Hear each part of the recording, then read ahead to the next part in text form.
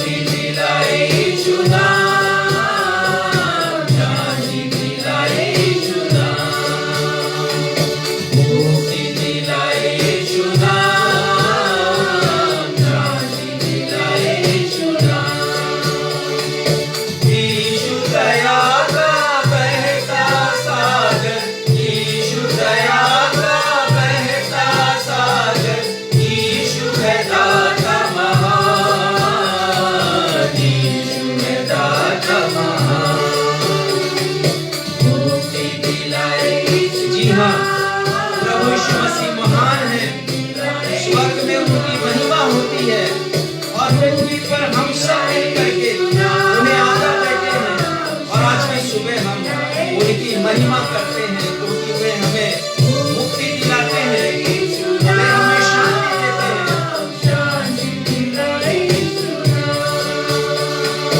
मुक्ति दिलाए यीशु नाम, शांति दिलाए यीशु नाम। नवजीवन इवेंजेलिकल चर्च की 58वीं 58th ऑनलाइन रविवारी आराधना में मैं क्षितिज मसीह आप सभी को अपने उद्धारकर्ता प्रभु यीशु मसीह के अतुलनीय नाम में शालोम, सलाम, जय यीशु, यीशु सहाय, जय मसीह की और प्रेज द लॉर्ड कहता हूँ। Praise the Lord. आइए आज की आराधना को हम अपने परमेश्वर पिता, परमेश्वर पुत्र प्रभु यीशु मसीह एवं परमेश्वर पवित्र आत्मा के नाम से प्रारंभ करें। हम सब कहें आमीन। आमीन। प्रिय भाई और बहनों, हम पिछले 3 रविवारों से प्रभु यीशु मसीह की महानता पर विचार कर रहे हैं। हम सभी के लिए यह कितना ही सुहावना अवसर रहा है जब हमने नए वर्ष का प्रारंभ अपने उद्धारकर्ता प्रभु यीशु मसीह की श्रेष्ठता पर मनन चिंतन करते हुए किया है। हम गहराई से अध्ययन करते हुए यह सीख रहे हैं कि प्रभु यीशु मसीह का नाम संपूर्ण सृष्टि में सर्वोपरि एवं सर्वश्रेष्ठ है।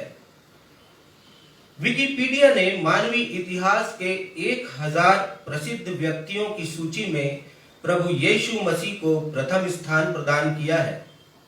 हमारे प्रभु यीशु मसीह ने अपने कार्यों, उपदेशों, आचरण, स्वभाव एवं व्यवहार के द्वारा इस बात को प्रमाणित भी किया है। इसी कड़ी में आज हम प्रभु यीशु मसीह की अद्भुत जीवन शैली, उनकी लाइफ स्टाइल पर मनन करेंगे। इसी कड़ी में हम आगे बढ़ेंगे। अपनी अद्भुत जीवन शैली के द्वारा प्रभु यीशु मसीह ने इस बात को भी प्रकट किया है कि वह संपूर्ण सृष्टि में सर्वोपरि एवं सर्वश्रेष्ठ है। प्रभु यीशु मसीह ने अपने जीवन शैली के द्वारा असंख्य लोगों के जीवन पर अमिट प्रभाव भी डाला है। प्रभु यीशु मसीह की शिक्षाओं एवं प्रतिज्ञाओं पर विश्वास करके असंख्य लोगों ने दुख, शोक, संकट और विपदा की घड़ी में सुख, आनंद और शांति को प्राप्त किया है। ऐसे ही अनगिनत लोगों की सूची में एक नाम है लॉइजा स्टीव का भी है। सन 1882 के एक खुशनुमा दिन में वे अपने पति और 4 वर्ष की बेटी के साथ एक आइलैंड पर पिकनिक मनाने के लिए गए। उसी दरमियान उनके पति ने देखा कि एक लड़का पानी में डूब रहा है। लॉइजा के पति उसे बचाने के लिए पानी में कूद पड़े, परंतु न ही वो बचे और न ही उस युवक को बचा सके। पति की मृत्यु के पश्चात लॉइजा ने बहुत ही कठिन समय का सामना करते हुए अपने जीवन को व्यतीत किया। उन्होंने प्रभु यीशु मसीह के वचन और प्रतिज्ञाओं पर विश्वास करना नहीं छोड़ा। उन्होंने एक गीत भी लिखा और उस गीत के बोल हैं, यीशु पर भरोसा रखना क्या ही प्रिय लगता है, उसका वचन और प्रतिज्ञा शांति देते हर समय। हम उनके लिखे इसी गीत को गाएंगे और अपने प्रभु यीशु मसीह को महिमा प्रदान करेंगे।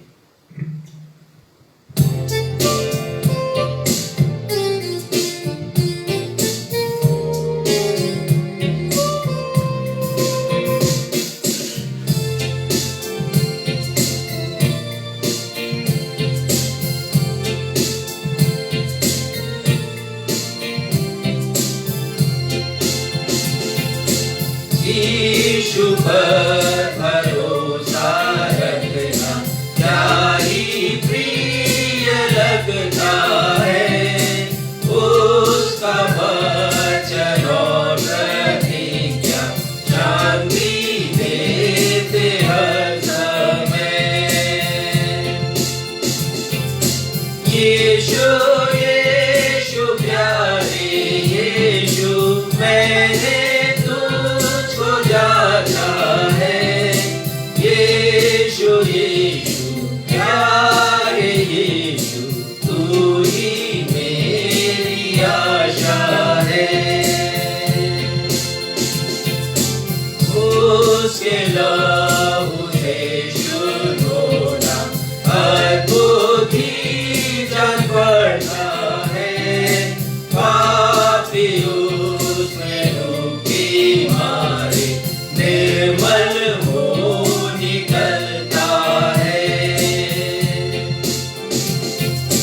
यीशु यीशु प्यारे यीशु, मैंने तुझको जांचा है।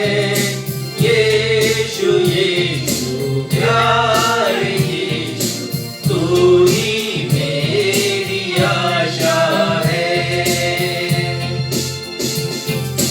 वापस से छुटकारा, शांति यीशु से विश्वास के द्वारा मुझे मिलते दीनानाथ। यीशु यीशु प्यारे यीशु, मैंने तुझको जांचा है।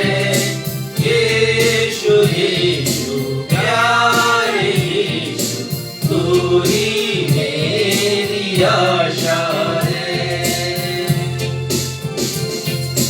मुझे आनंद है कि मैंने तुझ पर किया है विश्वास। प्यारे यीशु मुक्तिदाता, अनमोल है तू मेरे पास। यीशु प्यारे यीशु, मैंने तुझको जांचा है।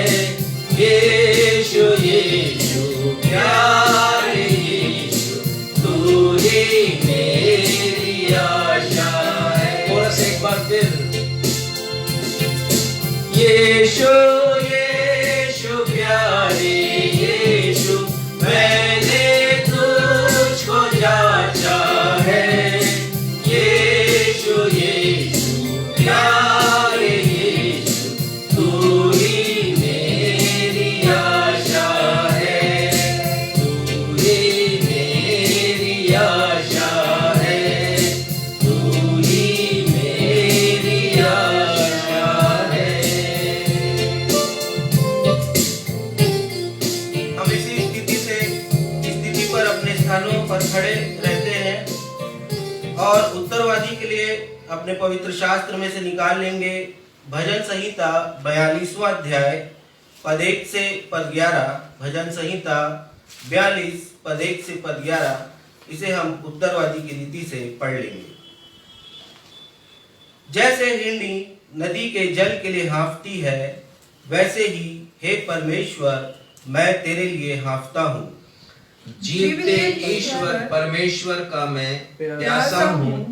मैं कब जाकर परमेश्वर को अपना मुंह दिखाऊंगा। मेरे आंसू दिन और रात मेरा आहार हुए हैं, और लोग दिन भर मुझसे कहते रहते हैं, तेरा परमेश्वर कहाँ है। मैं भीड़ के संग के मेरा प्राण शोकित हो जाता है कि मैं कैसे भीड़ के संग जाया करता था। मैं जय जयकार और धन्यवाद के साथ उत्सव करने वाली भीड़ के बीच में परमेश्वर के भवन को धीरे धीरे जाया करता था। हे मेरे प्राण, तू क्यों गिरा जाता है? तू अंदर ही अंदर क्यों व्याकुल है? परमेश्वर पर आशा लगाए रहे, क्योंकि मैं उसके दर्शन से उद्धार पाकर फिर उसका धन्यवाद करूंगा। हे मेरे परमेश्वर, मेरा प्राण मेरे भीतर गिरा जाता है, इसलिए मैं यरदन के पास के देश से और हर्मोन के पहाड़ों और मिस्गार की पहाड़ी के ऊपर से तुझे स्मरण करता हूँ। तेरी जलधाराओं का शब्द सुनकर जल जल को पुकारता है। तेरी सारी तरंगों और लहरों में मैं डूब गया हूँ। तो भी दिन को यहोवा अपनी शक्ति और करुणा प्रकट करेगा, और रात को भी मैं उसका गीत गाऊंगा और अपने जीवन दाता ईश्वर से प्रार्थना करूंगा। मैं ईश्वर से, जो मेरी चट्टान है, कहूंगा, तू मुझे भूल गया। मैं शत्रु के अंधेर के मारे क्यों शोक का पहरावा पहने हुए चलता फिरता हूँ। मेरे सताने वाले जो मेरी निंदा करते हैं, मानो उससे मेरी हड्डियां चूर चूर होती हैं, मानो कटार से छिदी जाती है, क्योंकि वे दिन भर मुझसे कहते रहते हैं, तेरा परमेश्वर कहाँ है। 11वें पद को हम सब साथ मिलकर पढ़ लेंगे। हे मेरे प्राण, तू क्यों गिरा जाता है? तू अंदर ही अंदर क्यों व्याकुल है? परमेश्वर पर भरोसा रख, क्योंकि वह मेरे मुख की चमक और मेरा परमेश्वर है। मैं फिर उसका धन्यवाद करूंगा। यह परमेश्वर पिता का जीवित और सामर्थी वचन है। परमेश्वर पिता इसके पढ़े और सुने जाने पर बहुतायत की आशीष प्रदान करें। हम सब कहें आमीन। आमीन। अब अवसर होगा कि हम अपने पास्टर इंचार्ज से सूचनाएं सुन लेंगे। सूचनाओं के पश्चात वे मध्यस्थता की प्रार्थना में हमारी अगुवाई करेंगे। यदि आपके पास कोई प्रार्थना अनुरोध हो तो उसे फेसबुक के कमेंट बॉक्स में लिखकर हमें भेज दीजिए। हम आप सबों के लिए प्रार्थना करेंगे।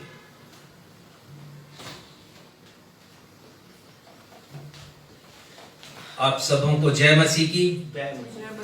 नवजीवन इवेंजलिकल चर्च की 58वीं रविवारी आराधना में आप सभी का स्वागत है। आप जो कलीसिया में उपस्थित हैं या फिर अपने अपने मोबाइल के समक्ष हैं या टीवी के समक्ष हैं, साथ ही आने वाले समय में वे सारे लोग जो कि भिन्न भिन्न ग्रुपों में और भिन्न भिन्न समय में अपने YouTube पर इस आराधना में शामिल होंगे, आप सभी का स्वागत है। प्रभु का धन्यवाद हो कोरोना का प्रकोप कम हुआ है और वैक्सीन भी आ गई है। इसलिए मैं आप सभी से कहता हूं जो कलीसिया में आते हैं, आप सभी का स्वागत है।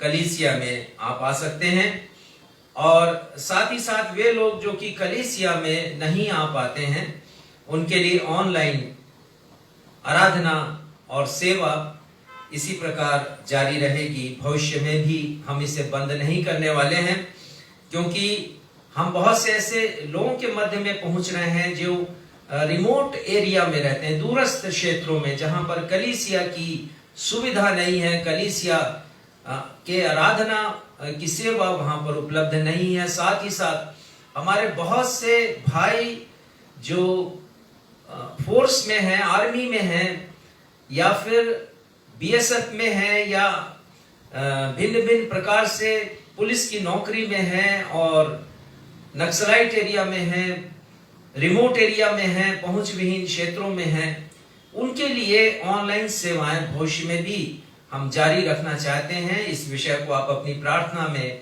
याद रखें कि हम लगातार कलीसिया की सेवा, रविवारी आराधना सभी को हम उपलब्ध करा सके, सभी के लिए हम अवसर प्रदान करें कि वे आराधना में, रविवारी आराधना में भाग ले सकें हमारी कलीसिया के साथ साथ। मैंने बताया आपको कि कोरोना का प्रकोप धीरे धीरे खत्म होता जा रहा है। हम परमेश्वर की महिमा करते हैं इस बात के लिए, परंतु फिर भी सावधानियां आवश्यक हैं। मास्क जरूर पहनिए, 3 फीट की दूरी परस्पर बना करके रखिए, सैनिटाइज कीजिए, अपने हाथों को बार बार या फिर उसे डिटर्जेंट से या साबुन से आप धोइए, ताकि आप भी सुरक्षित रहें और दूसरे लोग भी सुरक्षित रह सकें। प्रार्थना अनुरोध इस प्रकार से है।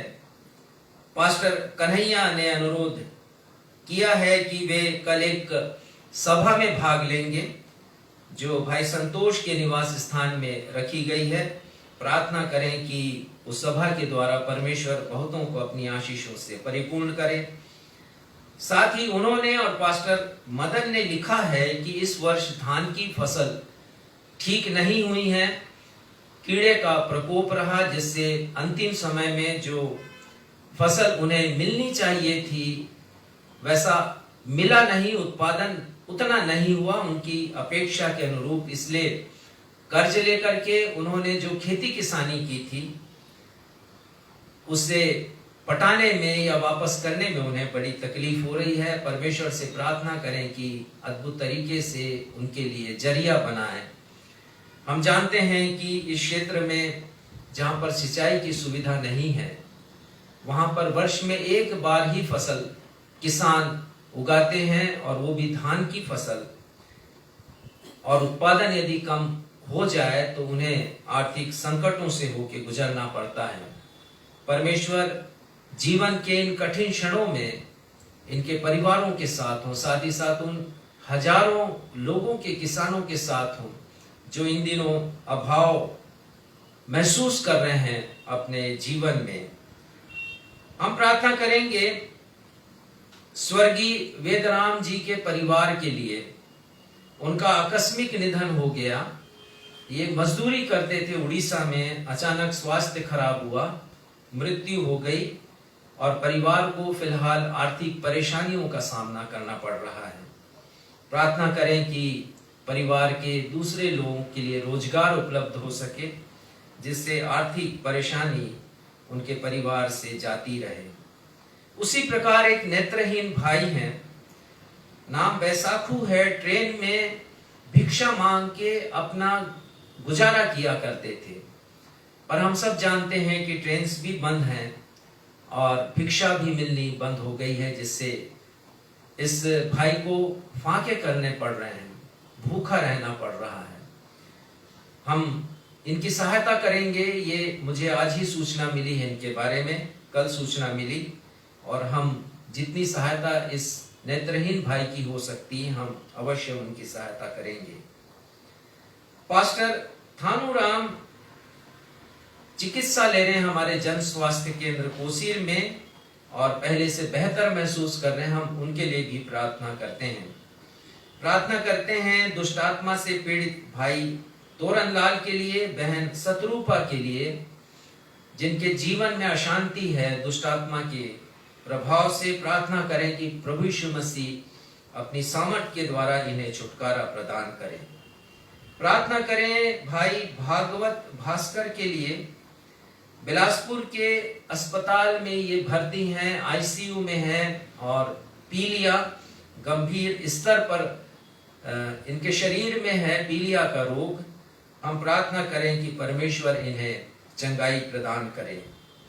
हम प्रार्थना करें श्रीमती पुष्पा बघेल के लिए, जो पास्टर मदन की पत्नी है और शरीर में दर्द है और अनेक तकलीफ हैं। परमेश्वर पिता इन्हें चंगाई प्रदान करे प्रभु यीशु मसीह की सामर्थ के द्वारा।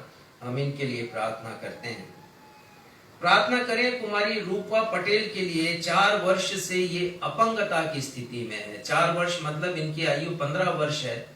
11 वर्ष के पश्चात इनका चलना मुश्किल हो गया, ये चल नहीं पाती ठीक से और डॉक्टर ने कहा है कि जीवन भर चल नहीं पाएंगी। मुझे पता नहीं कि क्या रोग है ये, लेकिन हम अपनी प्रार्थना में इन्हें स्मरण करते हैं, क्योंकि प्रार्थना में सामर्थ है, प्रार्थना में शक्ति है। प्रभु यीशु मसीह चंगाई देते हैं जब हम अपने विषय को उनके समक्ष रखते हैं और प्रार्थना में विषय को हम ऊपर उठाते हैं। प्रार्थना करें बहन सावित्री के लिए, भाई बुधराम के लिए, कि प्रभु यीशु मसीह इनकी आत्मिक आंखों को खोले, कि आत्मिक उन्नति इनके जीवन में आ सके और इनके परिवार में प्रभु यीशु मसीह की संगति और उपस्थिति आ सके। प्रार्थना करें हम श्रीमती फिरोजा अनुकूल जोसेफ के लिए और उनके पुत्र बनी जोसेफ के लिए। 22 जनवरी को ये दोनों दुर्घटनाग्रस्त हो गए और गंभीर रूप से दुर्घटनाग्रस्त हैं। बहन फिरोजा के सिर में चोट आई है और टांके लगे हैं। प्रार्थना करें कि कुछ गंभीर बात और ना हो और परमेश्वर पिता प्रभु यीशु मसीह के द्वारा इन्हें चंगाई प्रदान करें।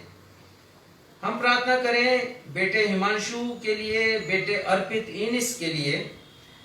ये दोनों कॉम्पिटिटिव एग्जाम में शामिल हुए हैं। पिछले दिनों में एनटीपीसी की परीक्षा इन्होंने दी है।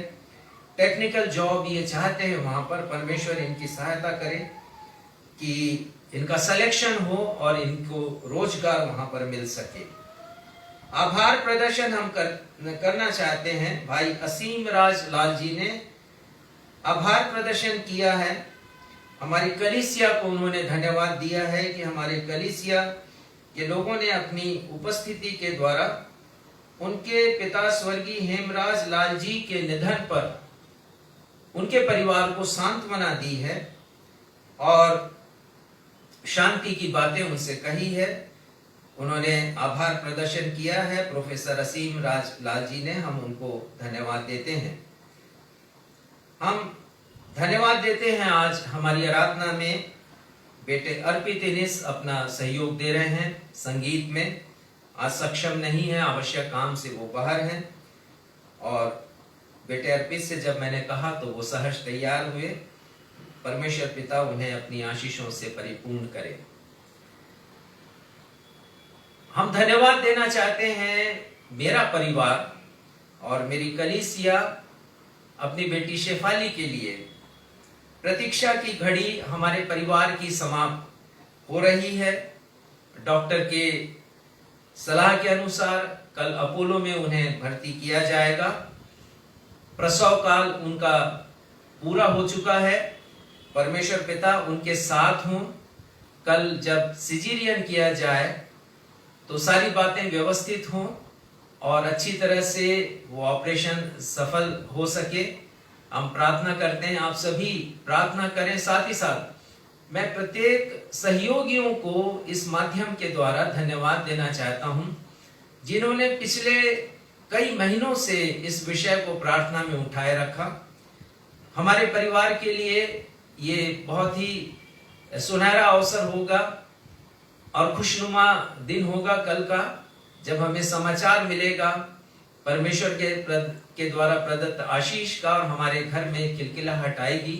हम धन्यवाद देते हैं आप सभी की प्रार्थनाओं के लिए, आप सभी की चिंताओं के लिए जो आपने हमारे परिवार के लिए की है, और हमारी बेटी डॉक्टर शेफाली के लिए आपने प्रार्थना की। परमेश्वर आप सभी को अपनी आशीषों से परिपूर्ण करें। आइए इन सभी विषयों को हम अपने उद्धारकर्ता प्रभु यीशु मसीह के नाम में परमेश्वर पिता के सिंहासन के समक्ष रखें। ये हमारे पिता, हम इन सारे विषयों को, चाहे वो धन्यवाद के विषय हो या हमारी विनतियां हो, पिता हर एक बातों को हम प्रभु यीशु मसीह के नाम में आपके सिंहासन के समक्ष रखते हैं। हम धन्यवाद देते हैं पिता कि आप हमारे ऐसे परमेश्वर हैं जो अनसुनी नहीं करते। हमारी प्रार्थनाओं की ओर, हमारी दुहाई की ओर, विनतियों की ओर, निवेदनों की ओर आप अपने कान को लगाते हैं, आप सुनते हैं, आप ध्यान देते हैं। इसी विश्वास के साथ इन सारे निवेदनों को हम आपके पास पहुंचाते हैं प्रभु यीशु मसीह हमारे उद्धारकर्ता के नाम में, और विनती करते हैं पिता कि आप इन हर एक विनतियों का उत्तर अपनी इच्छा के अनुसार दें। धन्यवाद देते हुए अपने इस निवेदन को आपके बेटे हमारे मुक्तिदाता प्रभु यीशु मसीह के नाम से मांगते हैं। सुनिए और ग्रहण कीजिए। हम सब कहें आमीन। आमीन।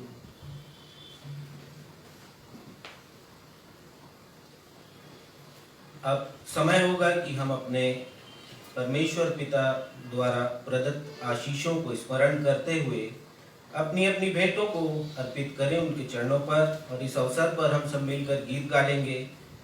कि परमेश्वर पिता हमें आशीषित में कोई खूबी नहीं है, कोई गुण नहीं है, फिर भी वो हम पर अनुग्रह करते हैं, दया करते हैं, कृपा करते हैं। इसलिए हम धन्यवाद दें अपने परमेश्वर को। आशीष तुझसे चाहते हैं स्वर्गीय पिता, बुलाते हैं। आशीष तुझसे चाहते हैं स्वर्गीय पिता, बुलाते हैं। कोई खूबी है गलिया कर बख्शो हमको अपनी ताकत। कोई खूबी है गलिया कर बख्शो हमको अपनी ताकत। खाली दिलों को लाते हैं, खाली दिलों को लाते हैं स्वर्गीय पिता, बुलाते हैं। आशीष तुझसे चाहते हैं स्वर्गीय पिता, बुलाते हैं। भेंटों एवं धन्यवादी भेंटों के लिए प्रार्थना में हमारी अगुवाई रेवरेंड राजेश मसीह करेंगे।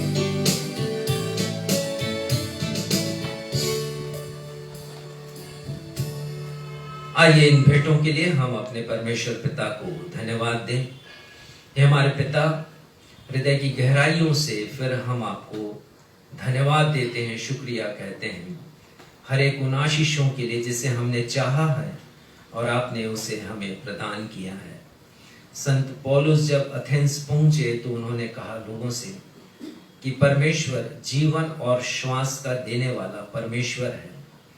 और अभी भजन 42 में हमने पढ़ लिया कि आप हमारे जीवन दाता परमेश्वर हैं, हमें जीवन देते हैं, हमें सामर्थ्य से परिपूर्ण करते हैं। दिन प्रतिदिन के जीवन में आपके द्वारा दी गई सांस के द्वारा और शरीर में प्रवाहित रक्त के द्वारा जब हम ऊर्जा प्राप्त करते हैं और कुछ कमा लेते हैं प्रभु, उसका एक हिस्सा हम आपको देते हैं। आपका वचन कहता है कि जब भी तुम परमेश्वर के समक्ष जाओ तो छूछे हाथ नहीं जाना। धन संपत्ति हमारी प्रियतम वस्तुओं में होती है और ये कितना अच्छा है कि हम एक्नॉलेज करते हैं कि जो कुछ हमारे पास है वो आपका दिया हुआ है और उसी का एक अंश, वही जो हमें प्रिय है, हम आपको अर्पित करते हैं पिता, आपके नाम की महिमा के लिए। होने दीजिए पिता, जो कुछ हमने दिया है आपके बेटे यीशु मसीह को महिमा प्रदान करें और साथ ही साथ उनके राज्य का इस पृथ्वी पर विस्तार करें। आपकी महिमा करते हुए हम अपनी इस प्रार्थना को अपने उद्धारकर्ता प्रभु यीशु मसीह के नाम से मांगते हैं। सुनिए और ग्रहण कीजिए। आमीन।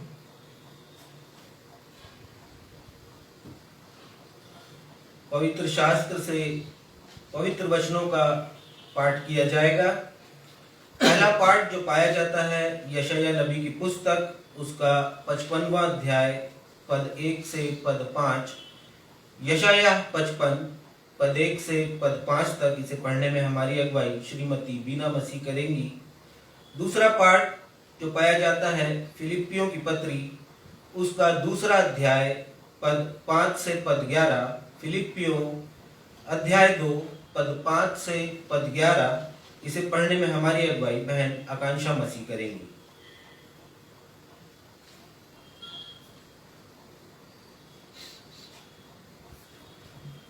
आप सबों को प्रभु यीशु मसीह के मधुर नाम में जय मसीह की। जय मसीह। धर्मशास्त्र से हम पुराने नियम से निकाल लेंगे यशायाह 55 और पढ़ेंगे से पद 1 से 5 तक। यहाँ पर यूँ लिखा है, अहो सब प्यासे लोगों, पानी के पास आओ, और जिनके पास रुपया ना हो तुम भी आकर मोल लो और खाओ। दाख मधु और दूध बिन रुपए और बिना दाम ही आकर ले लो। जो भी भोजन वस्तु नहीं है उसके लिए तुम क्यों रुपया लगाते हो, और जिससे पेट नहीं भरता उसके लिए क्यों परिश्रम करते हो। मेरी ओर मन लगाकर सुनो, तब उत्तम वस्तुएं खाने पाओगे और चिकनी चिकनी वस्तुएं खाकर संतुष्ट हो जाओगे। कान लगाओ और मेरे पास आओ, सुनो, तब तुम जीवित रहोगे, और मैं तुम्हारे साथ सदा की वाचा बांधूंगा, अर्थात दाऊद पर की अटल करुणा की वाचा। सुनो, मैंने उसको राज्य के लोगों के लिए साक्षी और प्रधान और आज्ञा देने वाला ठहराया है। सुन, तू ऐसी जाति को जिसे तू नहीं जानता बुलाएगा, और ऐसी जातियां जो तुझे नहीं जानती हों तेरे पास दौड़ी आएंगी। वे तेरे परमेश्वर यहोवा और इस्राएल के पवित्र के निमित्त यह करेंगी, क्योंकि उसने तुझे शोभायमान किया है। यह परमेश्वर का जीवित वचन है। परमेश्वर इसके सुने और पढ़े जाने पर हम सबों को आशीष प्रदान करें। हम सब कहें आमीन। आमीन।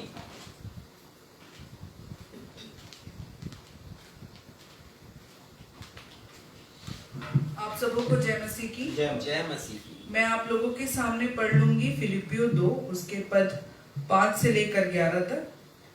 जैसा मसीह यीशु का स्वभाव था वैसा ही तुम्हारा भी स्वभाव हो, जिसने परमेश्वर के स्वरूप में होकर भी परमेश्वर के तुल्य होने को अपने वश में रखने की वस्तु ना समझा, वरन अपने आप को ऐसा शून्य कर दिया और दास का स्वरूप धारण किया, और मनुष्य की समानता में हो गया, और मनुष्य के रूप में प्रकट होकर अपने आप को दीन किया, और यहाँ तक आज्ञाकारी रहा कि मृत्यु, हाँ क्रूस की मृत्यु भी सह ली। इस कारण परमेश्वर ने उसको अति महान भी किया और उसको वह नाम दिया जो सब नामों में श्रेष्ठ है, कि जो स्वर्ग में और पृथ्वी पर और पृथ्वी के नीचे है वे सब यीशु के नाम पर घुटना टेके, और परमेश्वर पिता की महिमा के लिए हर एक जीव अंगीकार कर ले कि यीशु मसीह ही प्रभु है। परमेश्वर अपने पढ़े हुए वचन पर आशीष दे। हम सब कहें आमीन। आमीन। सुसमाचार पाठ के पठन के आधार में हम सब अपने स्थानों पर खड़े हो जाएंगे। आज का सुसमाचार का पाठ जो पाया जाता है यूहन्ना रचित सुसमाचार, उसका अध्याय 4 पद 4 से 14 तक। यूहन्ना 4 पद 4 से पद 14 तक। और इसे पढ़ने में हमारी अगुवाई रेवरेंड राजेश मसीह करेंगे।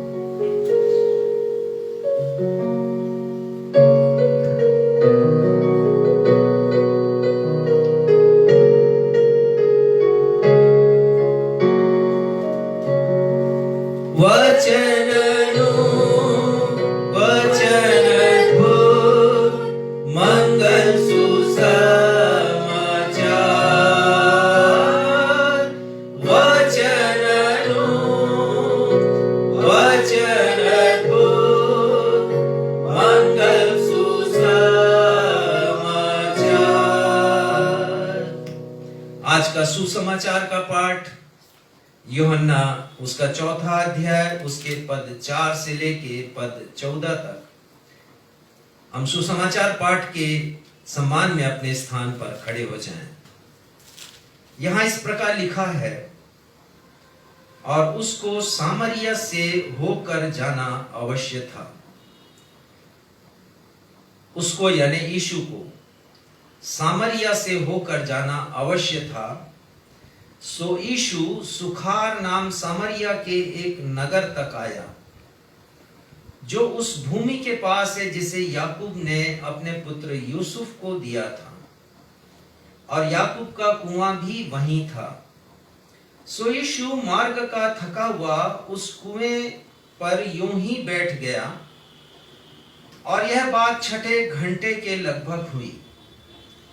इतने में एक सामरी स्त्री जल भरने को आई, और यीशु ने उससे कहा, मुझे पानी पिला, क्योंकि उसके चेले तो नगर में भोजन मोल लेने को गए थे। उस सामरी स्त्री ने उससे कहा, तू यहूदी होकर मुझ सामरी स्त्री से पानी क्यों मांगता है? क्योंकि यहूदी सामरियों के साथ किसी प्रकार का व्यवहार नहीं रखते। यीशु ने उत्तर दिया, यदि तू परमेश्वर के वरदान को जानती और यह भी जानती कि वह कौन है जो तुझसे कहता है मुझे पानी पिला, तो तू उससे मांगती और वह तुझे जीवन का जल देता। स्त्री ने उससे कहा, हे प्रभु, तेरे पास जल भरने के लिए तो कुछ है भी नहीं, और कुआं गहरा है, तो फिर वह जीवन का जल तेरे पास कहां से आया? क्या तू हमारे पिता याकूब से बड़ा है, जिसने हमें यह कुआं दिया, और आप ही अपने संतान और अपने ढोरों समेत उसमें से पिया? यीशु ने उसको उत्तर दिया कि जो कोई वह जल पिएगा वह फिर प्यासा न होगा, परंतु जो कोई उस जल में से पिएगा, क्षमा करेंगे 13 पद में फिर से पढ़ता हूं।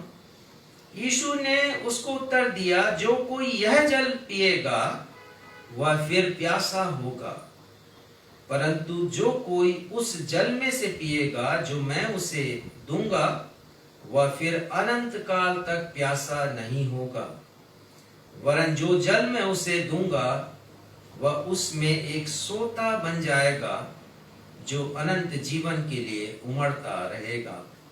ये प्रभु यीशु ख्रिस्ट का सुसमाचार है। हे प्रभु यीशु ख्रिस्ट, आपके नाम की महिमा हो। हम सब कहें आमीन। आमीन। अब हम सबों के लिए अवसर होगा कि हम अपने पास्टर इंचार्ज रेवरेंड राजेश मसीह से संदेश सुन सकेंगे। आज के संदेश का विषय है प्रभु यीशु मसीह की अद्भुत जीवन शैली, उन्हें संपूर्ण सृष्टि में सर्वश्रेष्ठ एवं सर्वोपरि बनाती है।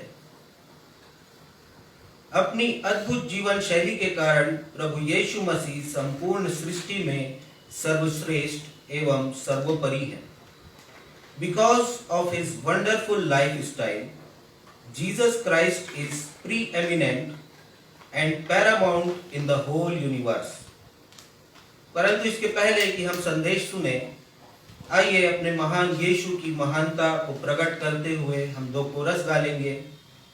पहला कोरस है, हो तेरी स्तुति और आराधना करता हूं मैं तुझसे ये प्रार्थना, और उसके पश्चात हम गाएंगे, यीशु सर्वोत्तम है तू, सुंदर उद्धारक है तेरा नाम।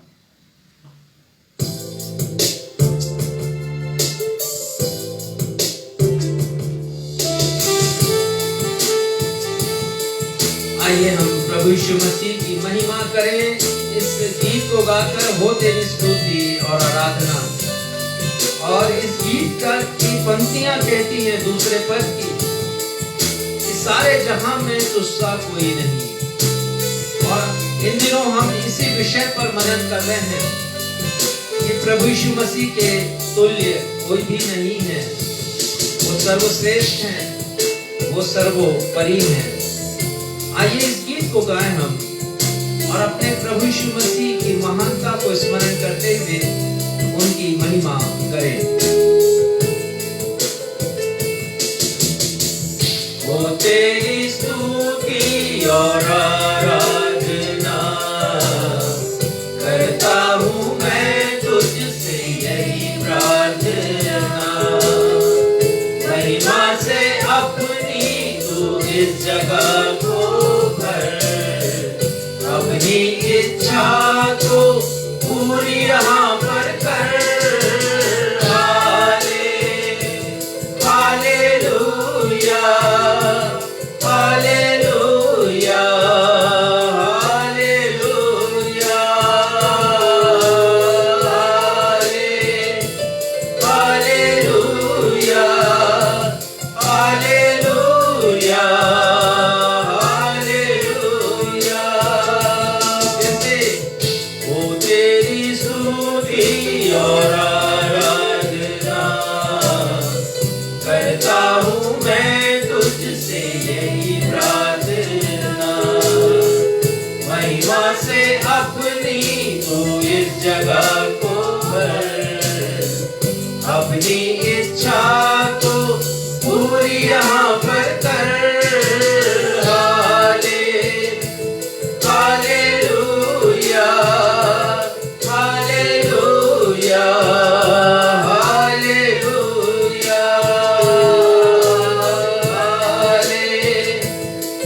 हालेलुया हालेलुया हालेलुया।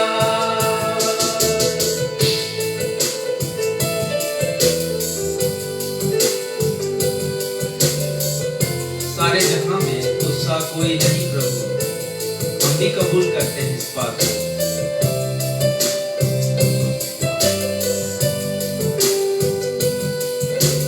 थैंक यू जीसस, धन्यवाद यीशु, थैंक यू जीसस।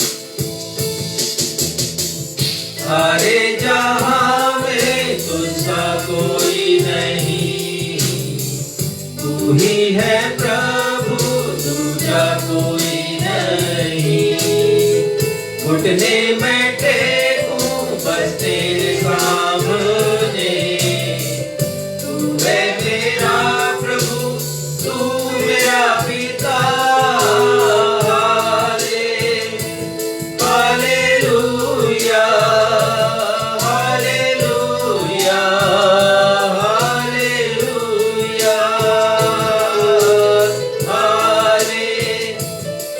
हालेलुया हालेलुया हालेलुया। सारे जहां में तुझसा कोई नहीं, हम फिर से इस पद को गाएंगे। प्रभु यीशु मसीह के तुल्य कोई नहीं, वचन कहता है और हम भी आज कहते हैं इस गीत को गा करके उनकी महिमा में उनकी हम आराधना करते हैं, इस बात के लिए कि वो सर्वोपरि परमेश्वर हैं, वो सर्वोच्च हैं और हम उनकी महिमा करते हैं, घुटनों को टेकते हैं, उनके सिवा दूजा कोई भी नहीं है। आइए इस पद को फिर से हम गाएं। सारे जहां में तुझसा कोई नहीं, तू ही है प्रभु, दूजा कोई नहीं। घुटने में टेकूं बस तेरे सामने, तू है मेरा प्रभु, तू मेरा पिता। हालेलुया हालेलुया हालेलुया हालेलुया हालेलुया हालेलुया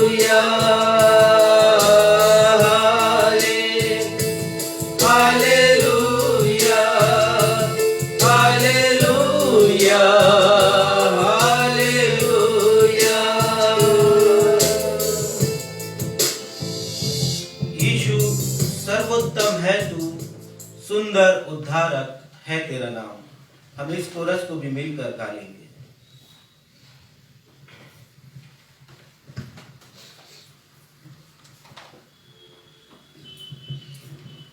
प्रभु यीशु मसीह सर्वोत्तम। कितना प्यारा कोरस है। यदि आपने सीखा नहीं है तो आप हमारे साथ सीख सकते हैं, प्रभु यीशु की महिमा कर सकते हैं।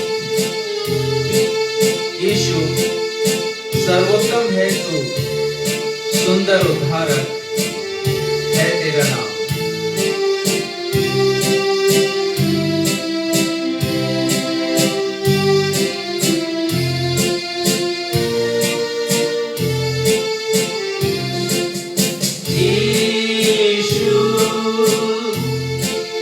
सर्वोत्तम है तू,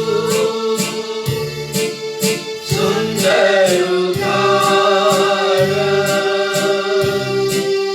है तेरा नाम।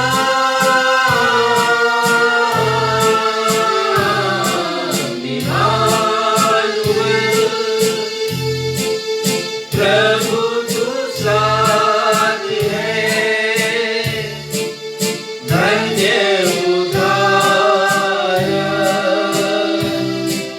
स्तुति तेरी हो। यीशु सर्वोत्तम है तू,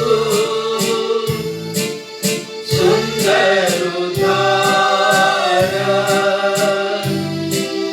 है तेरा नाम।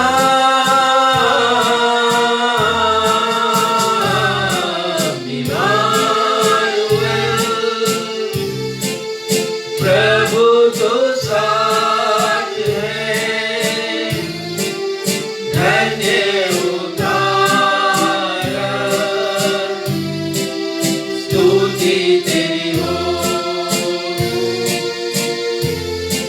स्तुति तेरी हो। स्तुति तेरी हो।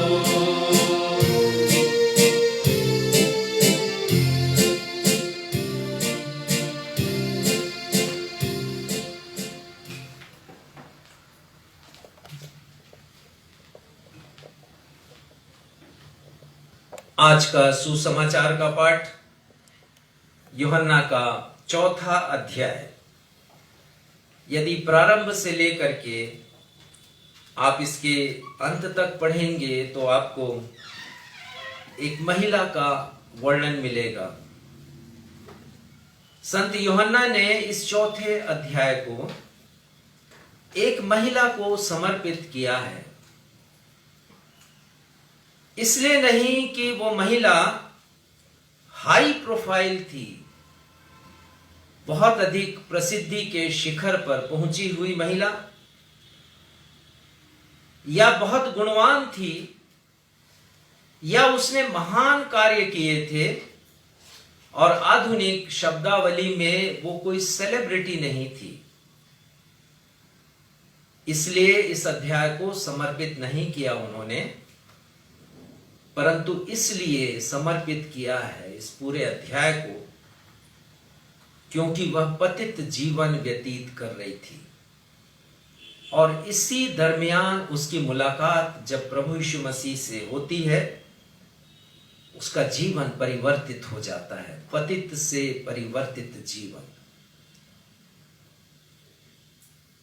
और एक जीवन पूरे समाज पर कितना बड़ा प्रभाव लाता है, संत यूहन्ना ने इसका बखूबी वर्णन किया है। इस अध्याय में हम न सिर्फ उस महिला के विषय में पढ़ते हैं, परंतु हमें पता चलता है प्रभु यीशु मसीह की जीवन शैली के बारे में। उनके काम करने का ढंग निराला, उनके बात करने का अंदाज निराला, अद्भुत जीवन शैली प्रभु यीशु मसीह की। और यह अद्भुत जीवन शैली प्रभु यीशु मसीह को सर्वोच्च स्थान पर पहुंचाती है, सर्वोपरि स्थान पर।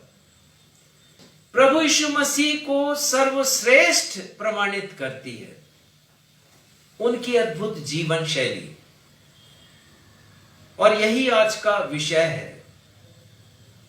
Because of his wonderful life style, the name of Jesus is preeminent and paramount. प्रभु यीशु मसीह अपने अद्भुत जीवन शैली के कारण उनका नाम सर्वोपरि है और सर्वश्रेष्ठ है। इस संसार में हम बहुत से महापुरुषों के विषय में पढ़ते हैं, उनकी बायोग्राफी के बारे में पढ़ते हैं, जीवन वृत्तांत के बारे में पढ़ते हैं, उनकी लाइफ स्टाइल के बारे में पढ़ते हैं, जीवन जीने के ढंग के बारे में, तरीके के बारे में, जीवन शैली के बारे में। और हम पढ़ते हैं कि इन व्यक्तियों ने प्रसिद्धि की शिखर को छुआ है। ये लोग जीवन में बहुत छोटे स्थान पर थे, ऐसे स्थान पर जहां पर इन्हें प्रसिद्धि मिल ही नहीं सकती थी, पर धीरे धीरे अपने परिश्रम के कारण, अपने ज्ञान के कारण, अपने गुण के कारण ये सफलता की सीढ़ी चढ़ते चले गए और ऊंचाइयों तक पहुंचे हैं। बहुत से नाम हैं, कुछ नाम जो वर्तमान समय के हैं मैं आपको बताना चाहूंगा। हमारे देश के सबसे धनी अंबानी परिवार, अनिल अंबानी, मुकेश अंबानी, इनके पिता के बारे में मैंने पढ़ा कि ये भजिया बेचा करते थे, लेकिन अपने परिश्रम से, अपने ज्ञान से, समय की कीमत को जानते हुए इन्होंने जो कार्य किया, आज वो सफलतम व्यवसायी हैं, बिजनेसमैन हैं, टाइकून जिसको कहा जाता है, बिजनेस टाइकून। मैंने और आपने हमारे देश के प्रधानमंत्री मोदी जी के बारे में पढ़ा है, उनके मुंह से हमने सुना है कि उनके पिता भी चाय बेचा करते थे और उन्होंने अपने जीवन के प्रारंभ में चाय बेच करके अपने व्यवसाय को प्रारंभ किया। ये प्रसिद्ध लोग नीचे से उठकर ऊपर पहुंचे हैं। मैं पढ़ रहा था एक दो दिन पहले भारतीय बॉलर के बारे में, क्रिकेट के बॉलर हैं, अब विश्व विख्यात हो गया, उनका नाम सिराज।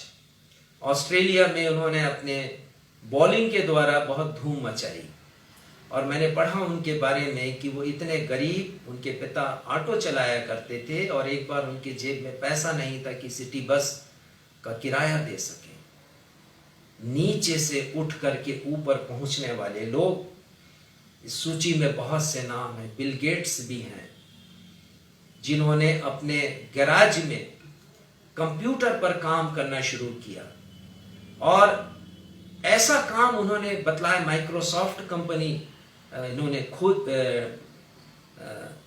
डाली, माइक्रोसॉफ्ट कंपनी उत्पादन शुरू किया अपने यंत्रों का, और बड़े बड़े कंप्यूटर जो पोर्टेबल नहीं थे, पोर्टेबल बनाया, हमारे घरों में है, हमारे साथ है, यहां तक कि मोबाइल में भी जो कुछ हम देखते हैं उनकी बड़ी देन है। मार्क जुकरबर्ग जो फेसबुक चलाते हैं, बहुत से लोग हैं, ये सब लोग नीचे से उठ करके ऊपर पहुंचे हैं। लेकिन प्रभु यीशु मसीह को महान मैं इसलिए कह रहा हूं क्योंकि उनकी जीवन शैली अद्भुत, उनका जीवन जीने का ढंग अद्भुत, उनका व्यक्तित्व अद्भुत, उनका कृतित्व अद्भुत। और इसकी एक झलक आज पढ़े गए बाइबल के वचन में हमें मिलती, जिसे संत पौलुस ने लिखा फिलिपियों की कलीसिया को 2 अध्याय में। पहले भी हमने इसका पाठ किया है, आज फिर से हमने पढ़ा है। और मैं आपको बताना चाहता हूं कि क्यों प्रभु यीशु मसीह वंडरफुल हैं, उनकी लाइफ स्टाइल क्यों अद्भुत है, क्यों वो सर्वोपरि हैं, क्यों सर्वश्रेष्ठ हैं। संत पौलुस बहुत सुंदर वर्णन करते हैं। मैंने पहले भी आपसे चर्चा की है कि क्रिस्टोलॉजिकल हिम के नाम से यह जाना जाता है। प्रभु यीशु मसीह की महिमा में गाया गया ये गीत, और संत पौलुस बतलाते हैं कि प्रभु यीशु मसीह ने कैसे सर्वोच्चता से निम्नता की ओर 7 कदम रखे हैं। मैंने आपको बताया पृथ्वी के कुछ महापुरुषों के बारे में जिन्होंने नीचे से लेकर ऊपर प्रगति की है, सफलता के सोपानों पर चढ़ा है।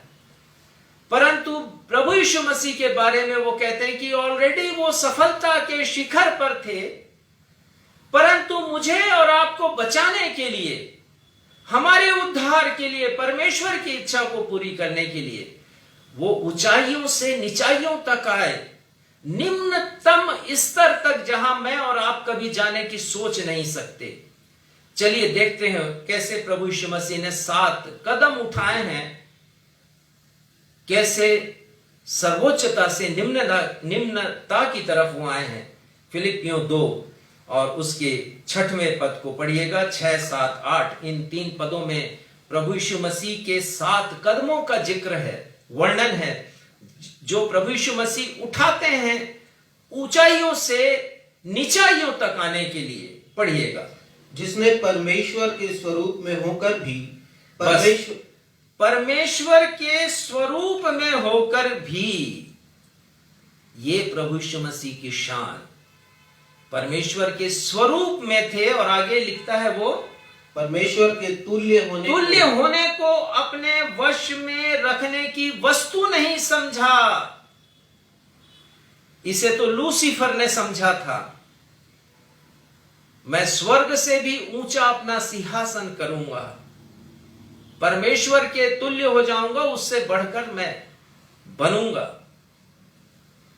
पर प्रभु यीशु मसीह के बारे में पढ़ते हैं, परमेश्वर के तुल्य होकर के भी, परमेश्वर के स्वरूप में होकर के भी, तुल्य होकर के, अर्थात जितने एट्रीब्यूट्स परमेश्वर में हैं, वो सारे एट्रीब्यूट्स, वो सारे गुण परमेश्वर के प्रभु यीशु मसीह में थे। सृजनहार, पालनहार, तारणहार का गुण, सर्वव्यापी, सर्वज्ञानी, सर्वशक्तिमान, ये सारे गुण जो परमेश्वर के हैं, वो सारे गुण प्रभु यीशु मसीह में।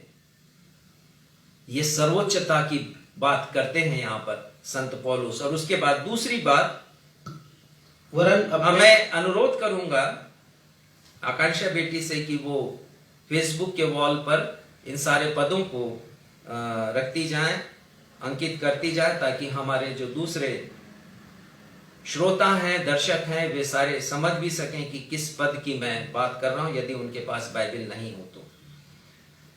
पढ़िएगा। दूसरा कदम जो यीशु ने उठाया, वरन अपने आप को ऐसा, अपने आप को शून्य कर दिया। ये एक बहुत बड़ा गुण, हम गुणवान होकर के अपने आप को शून्य कर दें। ये ऐसा ही है जैसे कि कोई अरबपति व्यापारी हो और वो घोषणा करे कि वो बैंक करप्ट हो गया, वो दिवालिया हो गया, वो सड़क पर आ गया है।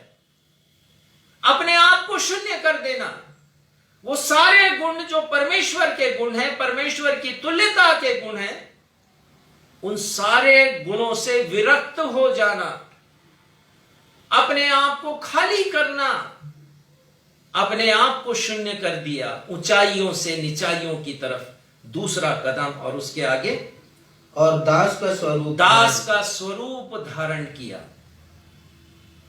परमेश्वर दास बन गया। कितना अद्भुत! ऊंचाइयों से निचाइयों की तरफ तीसरा कदम। हम तो कभी सोच नहीं सकते, कभी कभी सुनते हैं ऐसी दास्तानों के बारे में, जब हमको पता चलता है कि कोई अरबपति था, आज सड़क में भीख मांग रहा है। यह है हमारे प्रभु यीशु मसीह। सर्वोच्चता उनकी, श्रेष्ठता उनकी, परमेश्वर होकर के दास का स्वरूप, दास यानी बॉन्डेड लेबर। उसके आगे चौथी बात, और मनुष्य की समानता में हो गया। मनुष्य की समानता में कोई स्वर्गीय जन आना नहीं चाहता। उच्चतम स्थिति है, उच्चतम स्टेटस है वो। स्वर्ग में रहने वाला मनुष्य बन सके, पर वो बने मनुष्य क्योंकि उन्हें मनुष्य का उद्धार करना था। बिना मनुष्य बने मनुष्य का उद्धार संभव ही नहीं था। मनुष्य की समानता में हो गए, पांचवा कदम जो उन्होंने उठाया। आगे, और मनुष्य के रूप में प्रकट होकर मनुष्य के रूप में प्रकट हो गए। सिर्फ बात ही बात नहीं है कि मनुष्य की समानता में हो गया, लेकिन जन्म लिया उन्होंने मनुष्य के रूप में, in the form of man, मनुष्य के रूप में प्रकट हो गया, जन्म ले लिया उन्होंने। और छठवीं बात, छठवां कदम जो उन्होंने उठाया है निम्नता की ओर, अपने आप को दीन किया, कंगाल कर दिया। सृष्टिकर्ता जिसने सब कुछ बनाया, क्या था उनके पास? कुछ भी नहीं। जन्म लिया, मांगी हुई चरनी में उनको रखा गया। सेवकाई शुरू करी, पतरस से कहा कि अपनी नाव मुझे दे दे। लोगों को भोजन खिलाना था, 5 रोटी और 2 मछली मांगा उन्होंने। यरूशलेम की यात्रा करनी थी, गदही उन्होंने मांग ली। शिष्यों के साथ भोजन करना था, उपरोठी कोठरी उन्होंने मांगा। कुछ भी नहीं था। बार बार बताता हूं कि अंतिम संपत्ति उनके पास थी, उनके वस्त्र, और वो भी छीन लिए गए। अपने आप को दीन किया। संत पौलुस लिखते हैं कुरिन्थियों की कलीसिया को, वो लिखते हैं कि वो धनी होकर तुम्हारे लिए कंगाल बन गया कि तुम धनी किए जाओ। ये है यीशु मसीह की श्रेष्ठता। अंतिम बात, और यहां तक आज्ञाकारी रहा कि मृत्यु, क्रूस की मृत्यु भी, क्रूस की मृत्यु, अपमान की मृत्यु, अपराधी की मृत्यु। यद्यपि उन्होंने कोई अपराध नहीं किया, पाप नहीं किया, लेकिन उस मार्मिक पीड़ा से होकर के वो गुजरे हैं। क्रूस की मृत्यु, अत्यंत मार्मिक मृत्यु, कष्टों से भरी हुई मृत्यु। तिल तिल करके मनुष्य अपनी मृत्यु को देखता है और भोगता है क्रूस पर लटके हुए। उस मृत्यु को सहा उन्होंने। ये कदम प्रभु यीशु मसीह ने उठाए निम्नता की ओर। और इसीलिए पौलुस ने बड़ी खूबसूरती के साथ बयान किया है। आगे के पद में 9 से लेकर 11 तक वो बतलाते हैं कि परमेश्वर ने कैसे उन्हें महान किया है। 7 कदम महानता की तरफ हैं प्रभु यीशु मसीह की, निम्नता से सर्वोच्चता की तरफ। दीन हुए, मनुष्य का रूप धारण किया, क्रूस की मृत्यु सही उन्होंने, और परमेश्वर महान करते हैं। पढ़िएगा 9वां पद। इस कारण 7 कदम जब निम्नता की ओर उन्होंने बढ़ाए हैं, मुझे और आपको बचाने के लिए, अनंत जीवन देने के लिए, हमारी भलाई के लिए, हमारी मुक्ति और हमारे उद्धार के लिए, इस कारण परमेश्वर ने उसको अति महान किया। अति महान, महानता की उस श्रेणी पर है कि कोई मनुष्य सृष्टि का या परलोक का उस स्तर तक आज तक नहीं पहुंच पाया। अति महान, प्रभु महान नहीं, अति महान परमेश्वर ने किया है। पहली बात। और आगे क्या लिखा? और उसको वह नाम दिया, सर्वश्रेष्ठ नाम, जिसकी चर्चा मैं 3 सप्ताहों से आपके मध्य में कर रहा हूं। परमेश्वर ने सर्वश्रेष्ठ नाम दिया प्रभु यीशु मसीह को। दूसरी बात यहां पर कि जो स्वर्ग में नहीं, सर्वश्रेष्ठ नाम जो सारे नामों में, इस पृथ्वी के जितने भी महापुरुष हुए हैं, जिनका गुणगान करते हैं, जिन किताबों में जिनके विषय में हम पढ़ते हैं, उन सभी से श्रेष्ठ नाम, सारे नामों में श्रेष्ठ नाम प्रभु यीशु मसीह का नाम, वह नाम दिया जो सारे नामों में श्रेष्ठ है। आगे तीसरी बात पढ़िए कि जो स्वर्ग में और हाँ, पृथ्वी पर, बस ये स्वर्ग में, पृथ्वी पर और पृथ्वी के नीचे, ये तीन लोक का यहाँ पर वर्णन है। और इन तीनों लोगों के लिए लिखा हुआ है कि वो यीशु के नाम पर घुटना टेके। अर्थात चौथी बात जो प्रभु यीशु मसीह की महानता को प्रकट करती कि एक दिन ऐसा आएगा पृथ्वी के सारे लोग प्रभु यीशु मसीह के सामने घुटना टेकेंगे। जो लोग पृथ्वी के नीचे हैं अर्थात मृत हैं, और वो जो जब जीवित होंगे प्रभु यीशु मसीह के आगमन पर, वो भी यीशु मसीह के नाम पर घुटना टेकेंगे। और जो स्वर्ग में है वो तो टेकेंगे ही प्रभु के, यीशु के नाम पर घुटना। मैंने प्रारंभ में ही आपको बतलाया है। चौथा, तीसरा, चौथा, पांचवी बात, छठवीं बात प्रभु यीशु मसीह की महानता को प्रकट करने वाली, पढ़िएगा।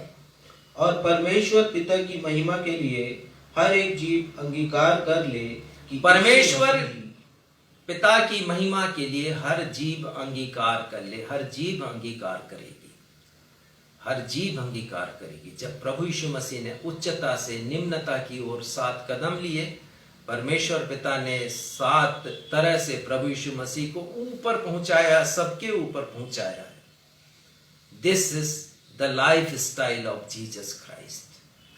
प्रभु यीशु मसीह का जीवन वृतांत है ये, प्रभु यीशु मसीह के जीवन जीने का ढंग है। परमेश्वर ने उन्हें महान किया। लिखा है कि यीशु मसीह ही प्रभु है। Jesus is Lord, he is King of Kings and Lord of Lords. प्रभु यीशु मसीह राजाओं का राजा, प्रभुओं का प्रभु है। प्रभु यीशु मसीह की जीवन शैली, हम आ जाएं इस यूहन्ना 4 अध्याय में। 3 बातों को आज हम देखेंगे शीघ्रता के साथ, और मैं चाहूंगा कि इस संदेश को मैं आज पूरा कर लूं। प्रभु यीशु मसीह की अद्भुत विचारधारा को हम यहां पर देखते हैं। Wonderful ideology of Jesus Christ. पद 4 पढ़िएगा, यूहन्ना 4 अध्याय उसका 4था पद। और उसको सामरिया से होकर जाना अवश्य था। मैं आपको समझाना चाहता हूं कि प्रभु यीशु मसीह की विचारधारा इस संसार की विचारधारा से कैसी अलग है, कैसी विपरीत विचारधारा, और कितनी अच्छी विचारधारा प्रभु यीशु मसीह की। इस संदर्भ के द्वारा मैं आपको सिखाना चाहूंगा, बताना चाहूंगा। लिखा है यीशु को सामरिया से होकर जाना अवश्य था। क्यों अवश्य था? प्रश्न उठता है, क्यों आवश्यक था? क्योंकि यहूदी लोग सामरिया या सामरी गांव से होकर के जाना पसंद नहीं करते थे। और कारण यह था कि यहूदी लोग अपने आप को उच्च जाति का मानते थे कि हमारा जो वंश है अब्राहम से वंश है और हम श्रेष्ठ हैं, हम अब्राहम के वंशज हैं, हमारी वंशावली श्रेष्ठ है, हम हाई ब्लड वाले लोग हैं, हमारा खून अब्राहम का खून है। और ये गिरे हुए लोग हैं, ये सामरी लोग। ये सामरी लोग वो हैं जिन्होंने समझौता कर लिया अपने विश्वास से। ये भी थे अब्राहम के वंशज, लेकिन इन्होंने व्यवस्था के विपरीत जाकर अन्य जातियों से विवाह कर लिया। ये एक मिश्रित जाति बन गई। यद्यपि ये भी परमेश्वर को मान रहे हैं, लेकिन यहूदी सोच रहे हैं कि हमें जो श्रेष्ठता है वो इनमें नहीं है। और वो यहूदी सामरिया या सामरी गांव से होकर के जाना पसंद नहीं करते थे, उस प्रदेश से निकलना पसंद नहीं करते थे। लेकिन लिखा है यीशु को जाना अवश्य था। वो इस दुनिया में आए थे ऐसे लोगों से मुलाकात करने के लिए। हमें समझना मुश्किल नहीं है, हमारे देश में और दूसरे अन्य देशों में भी, जहां पर कुछ लोग हैं अपने आप को उच्च समझते हैं, उच्च जाति उच्च वर्ण का समझते हैं, और कुछ लोग हैं जो कि छोटे समझे जाते हैं। पद 9 पढ़िएगा। उस सामरी स्त्री ने उससे कहा, तू यहूदी होकर मुझ सामरी स्त्री से पानी क्यों मांगता है? क्योंकि यहूदी सामरियों के साथ किसी प्रकार का व्यवहार नहीं रखते। यहाँ पर स्पष्ट लिखा है, यहूदी लोग सामरियों के साथ किसी प्रकार का व्यवहार नहीं रखते थे। उनके शिष्य भी, प्रभु यीशु मसीह के शिष्य भी आखिर यहूदी थे। पद 8 में पढ़ेंगे तो लिखा है कि उसके चेले नगर में भोजन मोल लेने को गए थे। यीशु यात्रा करके आ रहे हैं, वो सामरिया के किसी गांव में पहुंचे हैं। वहां पर एक कुआं है और यह कहा जाता है याकूब ने उसे बनाया है, उनकी पैतृक संपत्ति है सामरी लोगों की। यीशु मसीह उस कुएं के मेहराब ऊपर बैठ जाते, लिखा यीशु थक चुके थे। और इसी मध्य प्रभु यीशु मसीह के शिष्य भोजन लेने के लिए शहर गए हैं, क्योंकि वो सामरी प्रभु तो वहां रुकने वाले थे। सामरी लोगों के हाथ का भोजन नहीं खाना चाहते थे।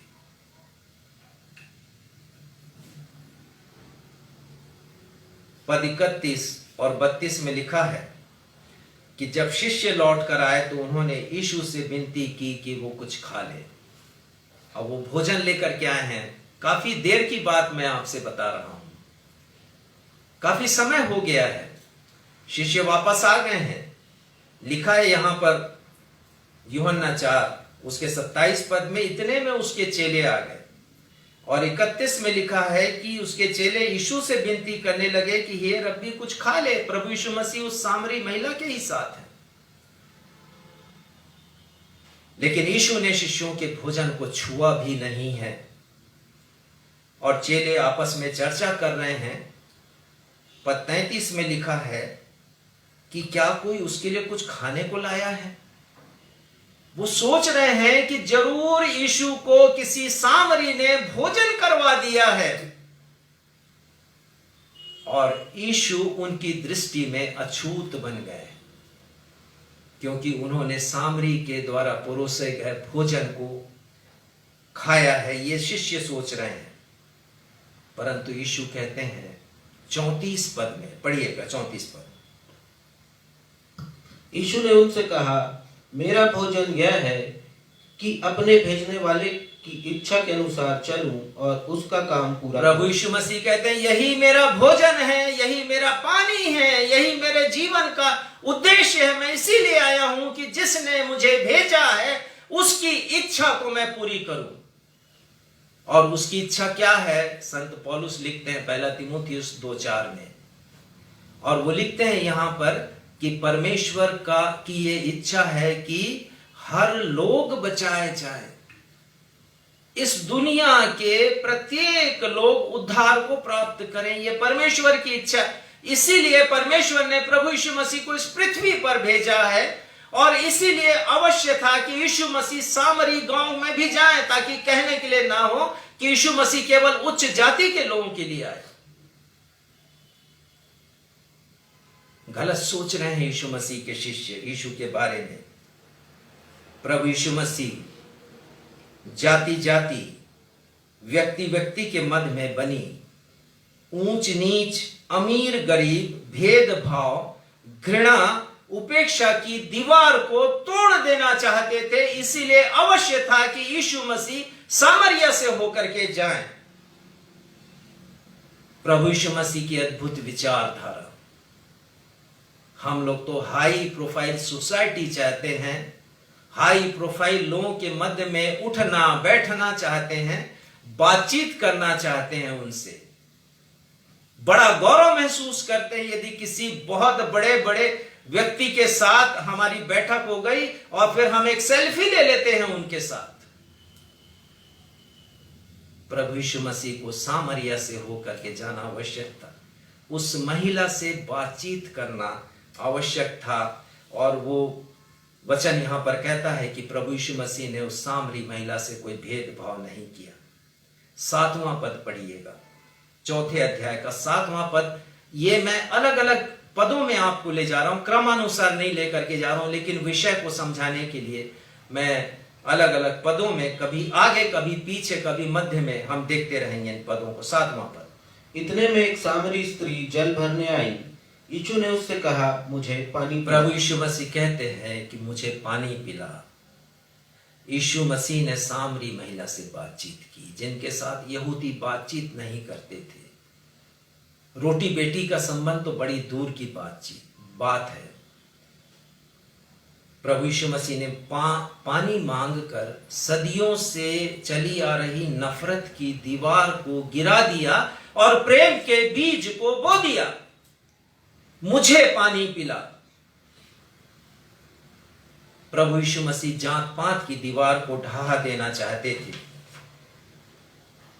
प्रभु यीशु ने यहूदियों की अपेक्षा या यहूदियों से बढ़कर सामरियों को श्रेष्ठ माना है। यदि आप ध्यान दें सुसमाचार की तरफ, आप पढ़ें उसको, तो आप मानेंगे इस बात को।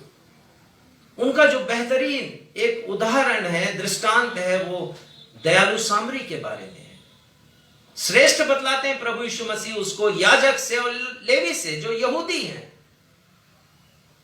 जिसने सहायता की उस घायल व्यक्ति की, उसको जीवन दान देने में उसकी महत्वपूर्ण भूमिका रही, उस सामरी की। श्रेष्ठ बतलाते हैं प्रभु यीशु मसीह। एक कोढ़ी के लिए प्रभु यीशु मसीह कहते हैं, वो कहते हैं कि जब वो चंगाई पाया प्रभु यीशु मसीह से, 10 कोढ़ी थे, 9 यहूदी और 1 सामरी, वो धन्यवाद देने के लिए यीशु के पास आता है। प्रभु यीशु मसीह उसकी प्रशंसा करते हैं लूका 17:16 पद में। यहां पर सामरी स्त्री है।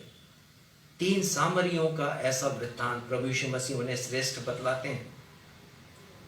यहूदी लोग सामरी शब्द को गाली के रूप में इस्तेमाल करते थे, और यही यहूदी अगुओं ने प्रभु यीशु मसीह को सामरी कहा। यूहन्ना 8:48 फेसबुक के वॉल पर डाल दीजिए, आप जानेंगे इसको किस प्रकार से उन्होंने कहा। पढ़िएगा 8:48। हाँ 48।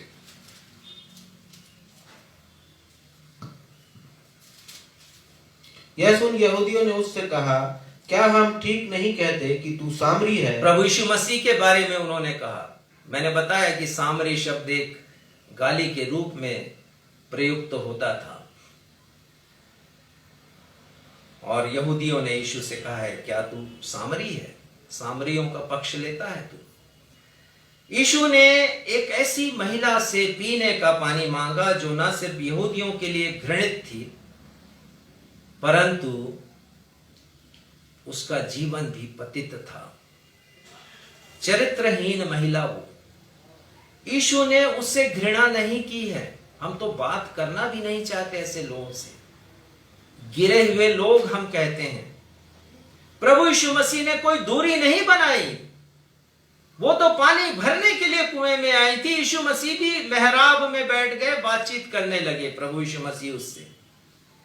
यहां पर हम यीशु मसीह की आइडियोलॉजी को देखते हैं। A single person is important to Jesus. एक अकेला व्यक्ति भी प्रभु यीशु मसीह के लिए महत्वपूर्ण है। एक दृष्टांत के द्वारा उन्होंने समझा दिया। 100 भेड़ का दृष्टांत। एक गुम गई लिखा है कि चरवाहे ने 99 को छोड़ दिया और एक को ढूंढने निकल पड़ा, जोखिम उठाया। A single person is important to him। एक अकेला व्यक्ति प्रभु यीशु मसीह के लिए महत्वपूर्ण है। दूसरी ideology, it doesn't matter how big sinner is, it doesn't matter, Jesus loved every person, whether he or she, चाहे वो पुरुष हो चाहे महिला हो, कितना भी बड़ा पापी क्यों ना हो, प्रभु यीशु मसीह उससे प्रेम करते हैं। प्रभु यीशु मसीह ने कहा है, मैं भले चंगों के लिए नहीं, भले चंगों को वैद्य की आवश्यकता नहीं होती, लेकिन बीमारों को होती। उसी प्रकार धर्मियों को नहीं, पापियों को बचाने आया हूं। यह आइडियोलॉजी यीशु मसीह की। और तीसरी बात, Jesus is not bias, Jesus is not prejudice, Jesus is not partial. प्रभु यीशु मसीह कभी भी नहीं थे. He was never.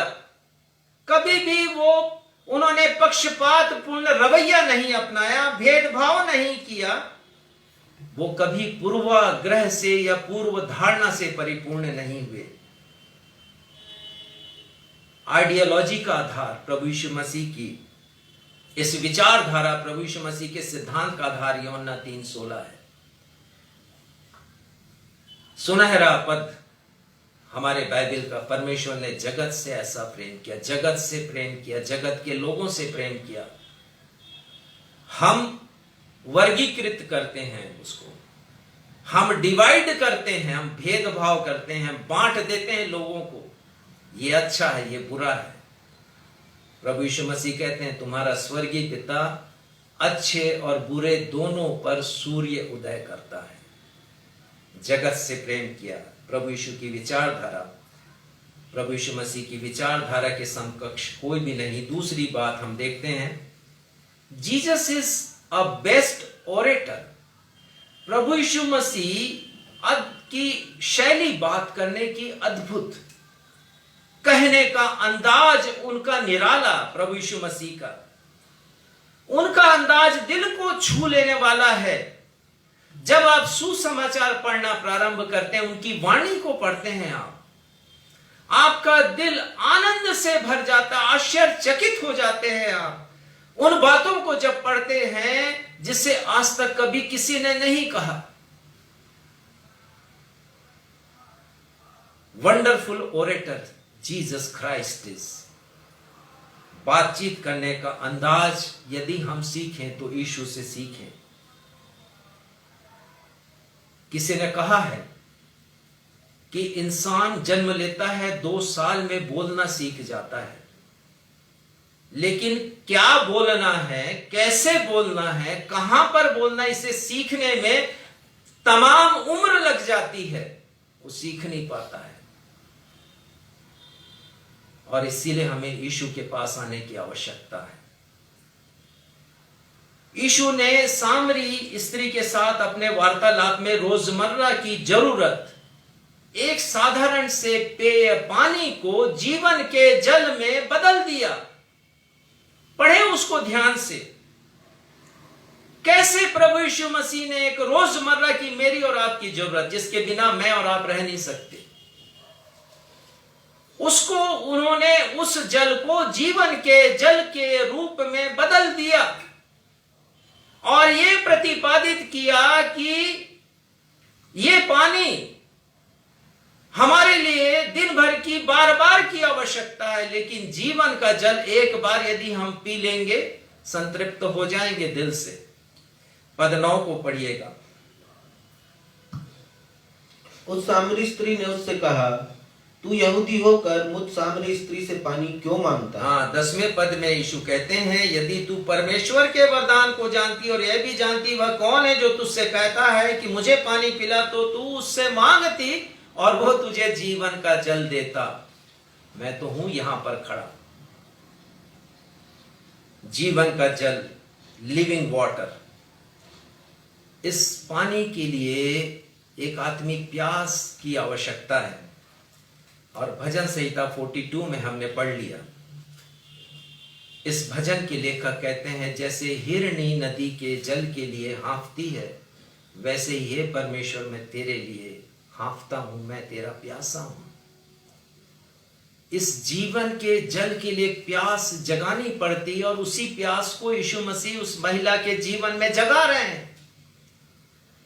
वो वंडरफुल ओरेटर हैं. किस प्रकार से वो अपनी बात को शुरू करते हैं और किस अंजाम तक पहुंचाते हैं, हम यहां पर देखते हैं. इस प्यास का मेरे और आपके जीवन में होना आवश्यक है. जैसे हिरनी मृग मरीचिका की बात है ना, वो जल के लिए हाँफती है, वैसे ही हे परमेश्वर मैं तेरा प्यासा हूं. और इसलिए एक बुलाहट है. यशाया 55 में हमने पढ़ लिया, इसलिए हे सब प्यासे लोगों मेरे पास आओ. ये कोई वो प्यास नहीं है प्रतिदिन की, ये तो अनंत जीवन की प्यास है, मेरे पास आओ। जिनके पास रुपया नहीं है मुझसे ले लो, यीशु हैं देने वाले। अनंतता की प्यास को बुझाने वाले, अनंतता का जीवन देने वाले प्रभु यीशु मसीह कोई मूल्य नहीं लेते हैं, ये मुफ्त में है, क्योंकि जो कुछ करना था उन्होंने कर दिया है। और वो कहते हैं दूसरे पद में यशाया 55:2 में, जो भोजन वस्तु नहीं उसके लिए तुम क्यों रुपया लगाते हो। जीवन भर हम यही कर रहे हैं। सामरी महिला यीशु की बातों को नहीं समझती है, वो नहीं समझ रही है, वो यीशु के बारे में जान भी नहीं रही है वो कौन है। तभी यीशु कह रहे यदि तू जानती कि तेरे सन्मुख जो खड़ा है वो कौन है तो जीवन का जल मांगती। वो जान नहीं रही यीशु को। और तो और उसे यीशु बिल्कुल असहाय नजर आ रहे हैं। वो कहती है पद 11 में, क्या पढ़िए इसको। स्त्री ने उससे कहा, हे प्रभु, तेरे पास जल भरने का तो कुछ है भी नहीं और कुआं गहरा है, तो फिर वह ये समस्या तो बड़ी विकट है प्रभु, और तेरे पास तो उपाय भी नहीं है, तू कैसे मुझे जीवन का जल देगा। तेरे पास तो बाल्टी भी नहीं है, तेरे पास तो रस्सी भी नहीं है, और कोई कम लंबी रस्सी नहीं लगती है। याकूब का कुआं है, बहुत गहरा है, झांक के देखो तो अंधेरा नजर आता है, पानी तो कई फीट नीचे है, कुआं गहरा है, समस्या विकट है, तेरे पास कुछ भी नहीं है। बहुत से लोगों को यीशु ऐसे ही नजर आते हैं, क्योंकि चकाचौंध नहीं है यीशु के पास। यीशु के पास शक्ति प्रदर्शन भी नहीं है, बहुत साधारण से हैं वो। जगत के कर्ता, जीवन दाता परमेश्वर कुएं की मेहराब पर बैठ गए हैं वो, बहुत ही साधारण। अद्भुत आइडियोलॉजी उनकी प्रभु यीशु मसीह की, अद्भुत बात करने का तरीका प्रभु यीशु मसीह का। यीशु के पास मनुष्य की हर एक समस्या का समाधान है, हर एक प्रश्नों का उत्तर है, और यीशु उत्तर देते हैं। पद 13 को पढ़िएगा। यीशु ने उसको उत्तर दिया, जो कोई यह जल पिएगा वह फिर प्यासा होगा। हाँ, और पद 14, परंतु जो कोई उस जल में से पिएगा जो मैं उसे दूंगा वह फिर अनंत काल तक प्यासा न होगा, वरन जो जल मैं उसे दूंगा वह उसमें एक सोता बन जाएगा। This is the beauty of Jesus saying. प्रभु यीशु मसीह की खूबसूरती वचन को कहने की। वो कहते हैं कि जो कोई ये जल पिएगा, महिला यदि तुम इस जल को पियोगी तो वो फिर प्यासा होगा, लेकिन जो जल मैं दूंगा वो अनंत काल के लिए उमड़ता रहेगा उसके हृदय से, और वो फिर कभी प्यासा नहीं होगा। प्रभु यीशु मसीह हमारे प्यास को बुझा देते हैं। He quenches thirst of our life। प्रभु यीशु मसीह हमारी प्यास को बुझाने वाले प्रभु हैं, और वो कहते हैं कि जो जल मैं उसे दूंगा वो एक सोता बन जाएगा। प्रभु यीशु मसीह ने बड़ी खूबसूरती से जीवन के जल को आधार बनाया और अनंत जीवन के बारे में बता दिया। अनंत काल के लिए उमड़ता रहेगा। प्रभु यीशु मसीह कहते हैं अनंत जीवन जिसे मिलता है वो एक प्रवाह बन जाता है।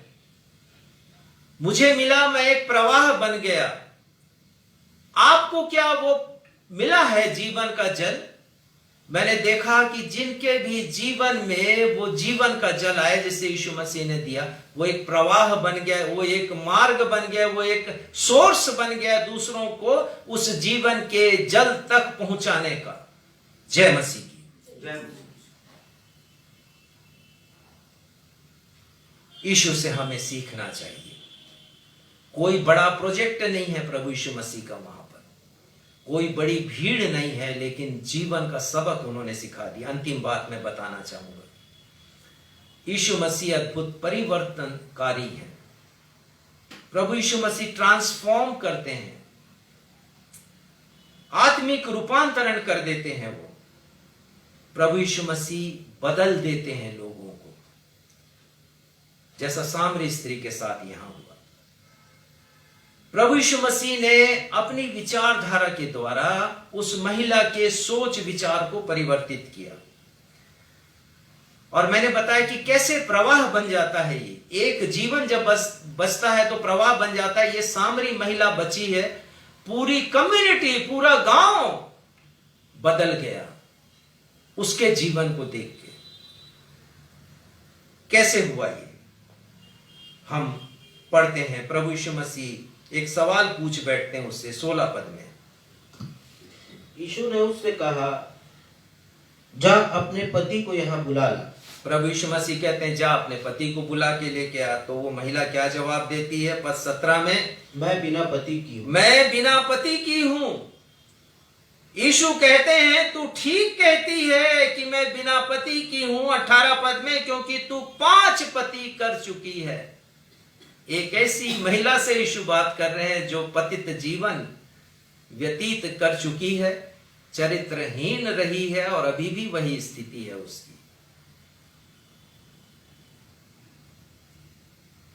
एक कोटेशन मैंने पढ़ा, price is what we pay and the value is what we get. दाम वह है जिसे मैं और आप चुकाते हैं, लेकिन कीमत वह है जो मैं और आप पाते हैं। जैसे आप बाजार जाते हैं, फल खरीद के लाते हैं, और जब आप खाने के लिए काटते हैं तो पता चलता है भीतर से तो काला है, कीड़े लग चुके हैं, ऊपर से बहुत अच्छा दिखता है। आपने दाम पूरा चुकाया है, लेकिन मूल्य आपको क्या मिल रहा है? शून्य। आप दूध खरीद करके लाते हैं, पैकेट लाते हैं, उसे जैसे ही उबालने के लिए चढ़ाते पता चलता वो तो फट गया, कोई काम का नहीं आपके। आपने दाम दिया है पूरा, लेकिन आपको उसकी वैल्यू नहीं मिल रही है, कीमत नहीं मूल्य नहीं मिल रहा है उसका। इस महिला के साथ भी यही हुआ है, पूरा जीवन उसने लगा दिया है, लेकिन उसे कुछ भी नहीं मिला है। महिला यीशु से कहती 19 पद में कि लगता है कि तू भविष्यवक्ता है। बहुत से लोग यीशु को सीमित कर देते हैं, बहुत से लोग प्रभु यीशु मसीह के उस उद्धार को समझ नहीं पाते, उनके अनेक कार्यों को समझ नहीं पाते। बहुत से लोगों के लिए यीशु केवल चंगाई देने वाला है, बहुत से लोगों के लिए यीशु केवल भौतिक आशीषों को देने वाला है, और इसी के लिए वो धन्यवाद देते रहते हैं। देना चाहिए, लेकिन यह भी जान लेना चाहिए कि वास्तव में यीशु है कौन।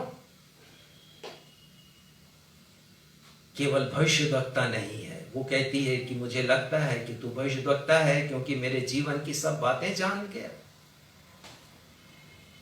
पर प्रभु यीशु मसीह उसके ज्ञान को बदल देते हैं। अनजाने परमेश्वर, आप पढ़ेंगे 20 से लेकर के 24 पद में, जिसके ऊपर अभी मैं नहीं जाऊंगा, पर जिस परमेश्वर को वो ठीक से जानती नहीं थी, परमेश्वर उसके ज्ञान को खोल देते हैं और वो सच्चे परमेश्वर को जानने लगती है। ठीक ऐसे ही बहुत से लोग जो यीशु को केवल चंगाई कर्ता के नाम से जानते हैं, चंगाई देने वाले के नाम से जानते हैं, आवश्यकता है कि वो अपने ज्ञान का विस्तार करें। जैसे इस महिला को अनुभव हुआ है, वो अनुभव वो अपने जीवन में लेकर के आए और जाने यीशु के बारे में पूरा पूरा। प्रभु यीशु ने ट्रांसफॉर्म कर दिया, उसे बदल दिया। कैसे? पद 25 में वो कहती, स्त्री ने उससे कहा, मैं जानती हूं कि मसीह क्रिस्तुस जो आने वाला था, आने वाला क्रिस्तुस कहलाता है, आने वाला है, जब वो आएगा तो हमें सब बातें बता देगा। तब प्रभु यीशु मसीह उससे कहते हैं कि जो तुझसे बातचीत कर रहा है वही ख्रिस्त है, वही मसीह है। हम केवल गुमान में ना रहें, उस यीशु को अपने जीवन में उतार लें, अनुभव करें उसका कि वो ख्रिस्त है, वो मसीह है, जिसका अर्थ होता है हमें छुड़ाने वाला, वो अभिषिक्त जन जो मुझे और आपको मुक्ति देता है। और पद 29 में लिखा है कि वो अपने गांव में जाती है और कहती है कि आओ सब अपने गांव वालों को एकत्रित करती है और वो कहती क्या हो, एक मनुष्य को देखो। वो कहती है कि जिसने सब कुछ जो मैंने किया, जितने पाप मैंने किए हैं, जितने गंदे काम मैंने किए हैं, वो सब कुछ मुझे बता दिया है। कहीं यही तो मसीह नहीं है? आओ तो सही, तुम लोग भी तो देखो। पहले यीशु उसके लिए एक अजनबी यहूदी है, फिर उसके लिए भविष्यवक्ता है, और फिर उसके लिए मसीह है। महिला पहचान गई यीशु को। पद 28 में लिखा है, तब स्त्री अपना घड़ा छोड़कर नगर में चली गई। यह है यीशु की पहचान। मटका लेके आई थी पानी भरने, लेकिन भूल गई पानी को, मटके को भी भूल गई वो। जब आप यीशु की संगति में आएंगे और यीशु प्रकट करेंगे अपने आप को, आप सब कुछ भूल जाएंगे। गेट इट ग्रांटेड, मान लीजिए इस बात को। जब तक यीशु आपके जीवन में नहीं है, आपसे बातचीत नहीं करते, आप नहीं पहचान पाएंगे यीशु को। दो शिष्य एमाउस के रास्ते पर जा रहे थे। जब यीशु से बात किया उन्होंने, जब यीशु ने उनसे बात की, तब उन्होंने यीशु को जाना कि ये तो पुनरुत्थित यीशु है, रिजरेक्टेड क्राइस्ट। उसने जान लिया। मटका भूल गई वो, पानी भूल गई, यीशु को पा लिया जो अब उसके लिए सब कुछ है।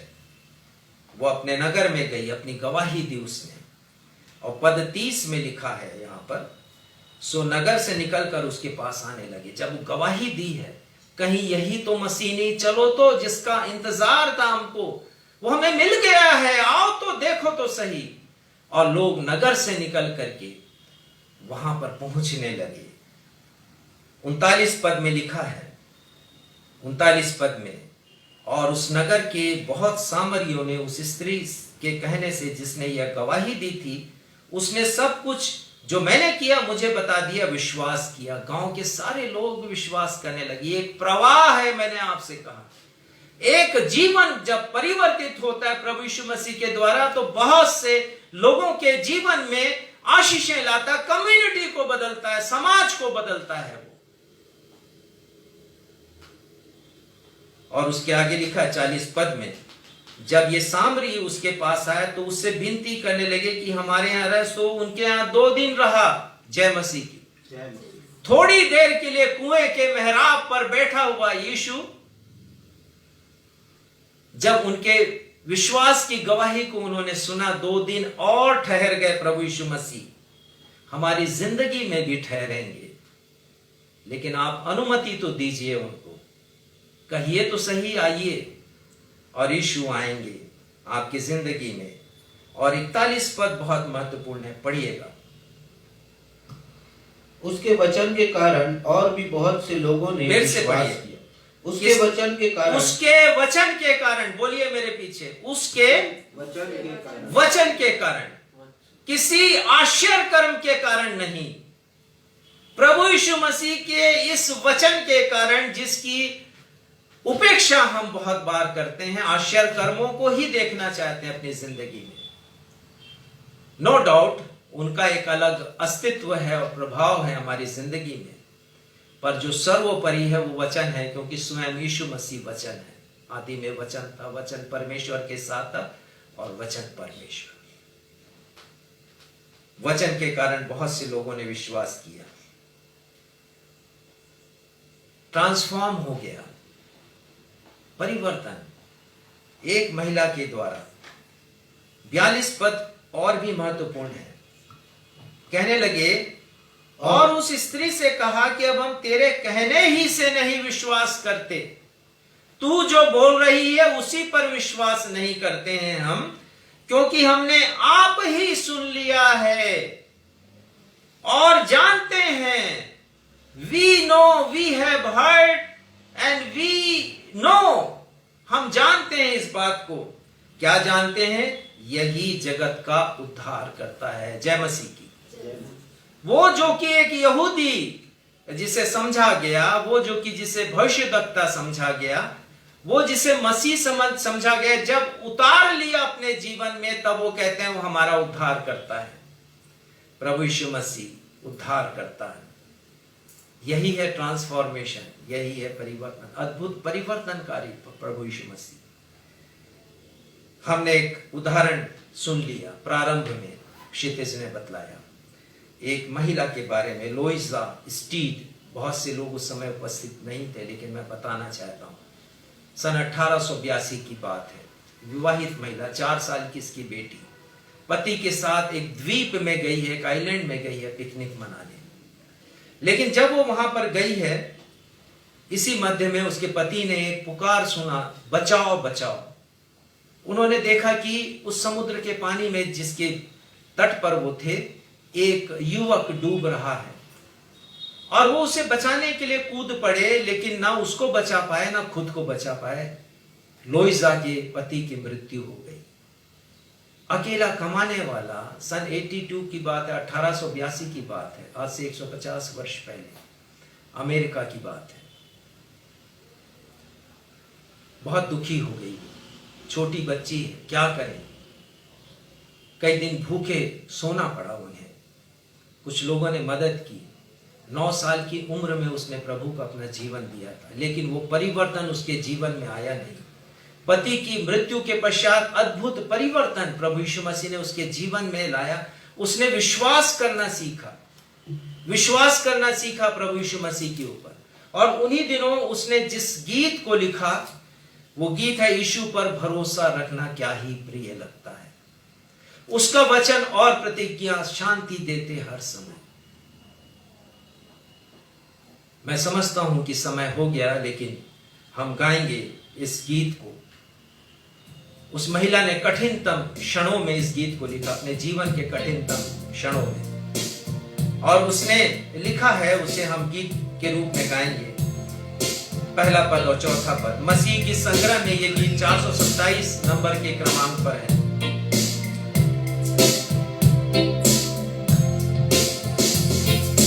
यीशु पर भरोसा रखना क्या ही प्रिय लगता है, उसका वचन और प्रतिज्ञा शांति देते हर समय।